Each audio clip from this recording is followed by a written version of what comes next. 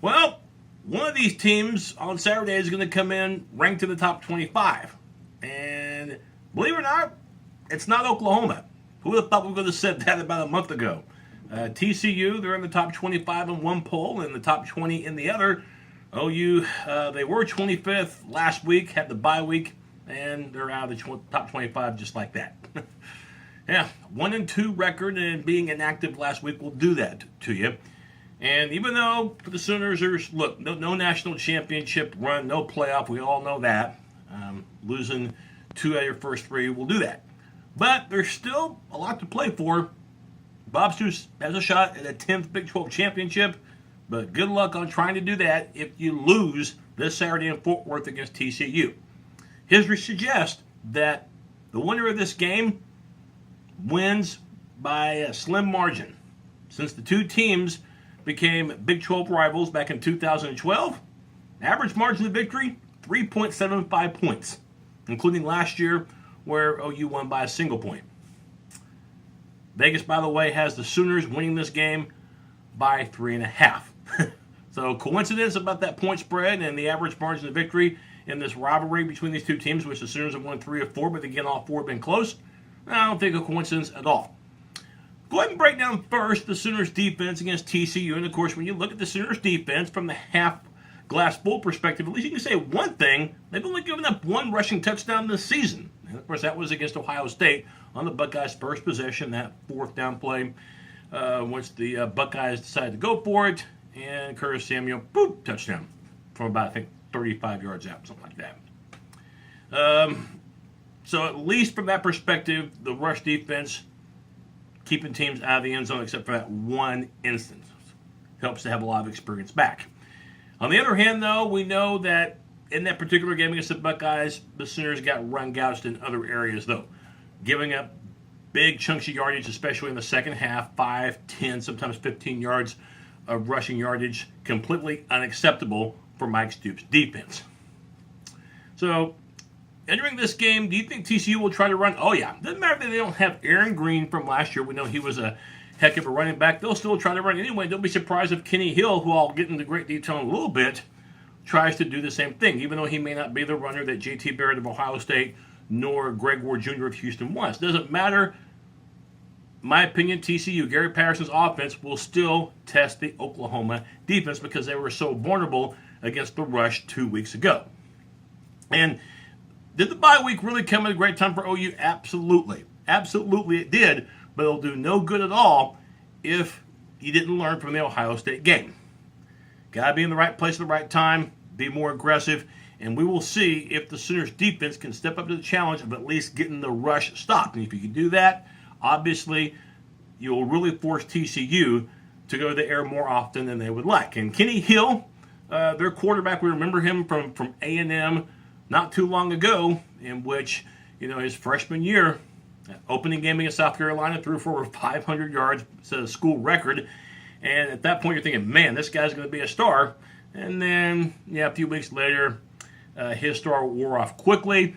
The guy that looked like he was going to be a world beater, well, against, the competition, once we got into early October, looked like the world was beating him up. And he lost his starting position and eventually said bye-bye to A&M, hello to Texas Christian and Fort Worth and Gary Patterson and TCU's offense. So now he gets to star in an offense that really is comparable for him. And which Kenny Hill are you going to see? We really don't know. Again, he can look like he's on fire, and sometimes he can look like he's colorblind because he throws to the opposite team. So, big thing for the Sooners in this game. I don't care how they have to do it. If you got to take risk, do this, get to the quarterback. And the Sooners pass rush in terms of the glass half empty, definitely in this category because the Sooners have been non-existent for the most part as far as establishing a solid rush on the quarterback. We can beat the secondary up from now to doomsday. And the secondary has not played well this year, okay, especially at the corner opposite of Jordan Thomas. And from time to time, even Jordan Thomas has had some challenges. But how good is the secondary when your front 7 can't get to the quarterback? Makes it a lot harder for the secondary to meet those coverages, especially if you're playing man-to-man. So, kind of get what I'm telling you, everybody? Exactly. If you look, if you gotta take chances with your linebackers, if you gotta blitz, you might be thinking, okay, well, you're leaving your corners vulnerable, and they're already vulnerable enough. True, but you cannot be sitting ducks either and let Kenny Hill have a heyday on you, and that's what's going to happen if you do not rush the quarterback. All right. And remember, guys like John Dyers as well as Desmond White, the receivers, can play. TCU. One thing we learned about this team, they're not exactly the fastest starters. Okay, they don't exactly come out of the blocks. If it were a 400-meter dash, I don't think they would be leading after the first turn. They have a strong kick at the end, and they do a good job of making adjustments after halftime. And some easy advice coming up later on for the Sooners in that regard. So the defense, I like to see them take some chances. It's obvious that Eric Stryker, that Alexander, that Devontae Bond, that Charles Tapper, guys that you had last year, they're not coming out of that visiting locker door at Fort Worth on Saturday, okay? Their time's done. They've moved on, all right? So it's time for the Sooners. If you cannot get a solid rush from your guys up front, and hopefully we'll see, Matt Romart play. Romart with the concussion issues was a no-show against Ohio State. Hopefully they'll have him available because you need right now all the help you can get up front. And they got to get to the quarterback. Otherwise, your linebackers will have to, take risk.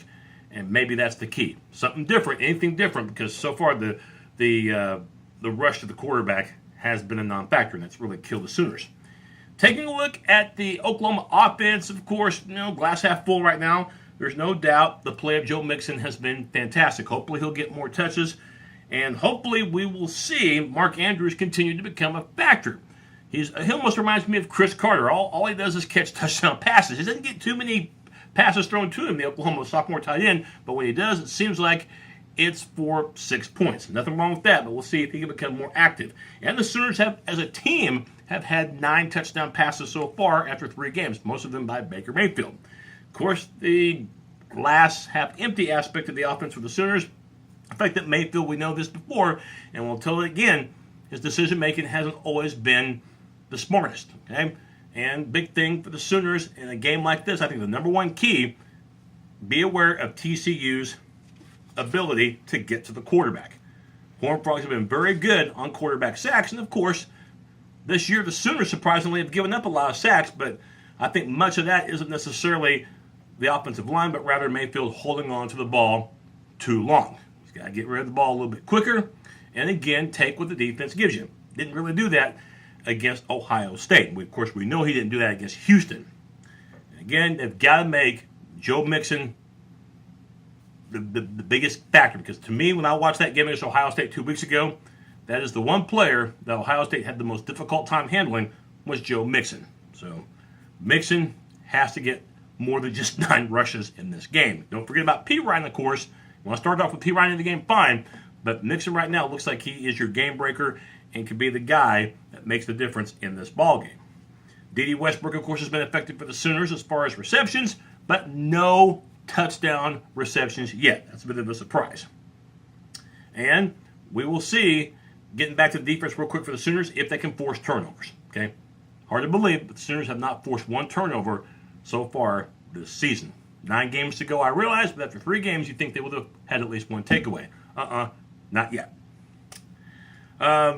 So when you're looking at the Sooners offense, remember the TCU defense, they haven't exactly been the fastest starters. They weren't against Arkansas, and they definitely weren't against FCS opponent South Dakota State in the opener. That much we know. It was just a 4-point game between TCU and South Dakota State after 3 quarters in that opener before the Horned Frogs finally put the game away. And TCU had just the opposite problem against SMU last week. The offense got off to a slow start. You might have looked in the papers or online and saw that TCU won the game easily.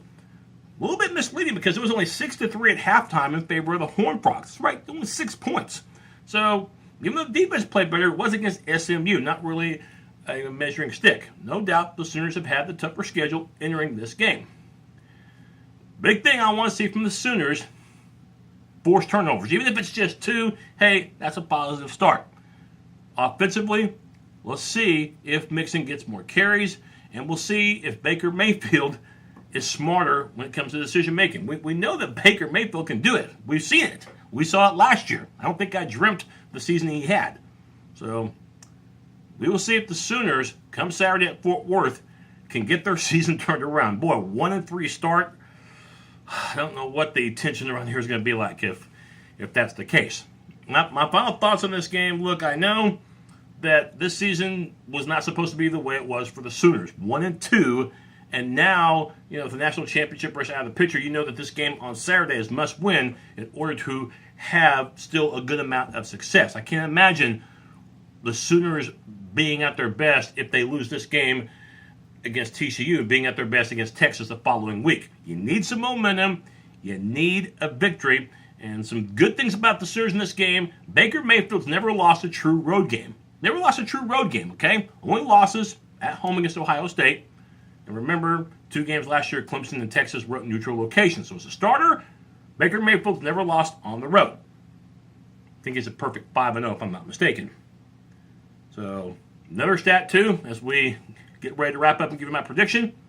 Bob Stoops. Now, I know he's been under a little bit of, scrutiny for the way the Sooners have played so far. Not all his fault. Of course, the decisions haven't always been the best for the Sooners on the field so far, but it's not all him to blame. But one thing that favors him, after a regular season loss, you know what? Bob Stoops doesn't lose. After a regular season loss, he has not lost the following game this century. The only time he's ever lost back-to-back regular season games, you got to go back to 1999. His first year, that was against Notre Dame and Texas. So the trend favors the Sooners. I don't think T.C.U. is as good as they were last year. Of course, OU so far proven that they're not either. But for Sooners, this is desperation times, and history suggests that the game's going to be close. I think it's going to be high scoring. I look for the Sooners, though, to prevail 38-34. I got the Sooners winning by 4 points, pretty close to what that point spread indicates. My post game, I should have it Saturday night between the Sooners and the Horned Frogs. On Friday sometime, I will have Let's Talk College Football, which is, of course, my weekly show in general about the Big 12 and college football. Thanks for watching, everybody, and Boomer Sooner.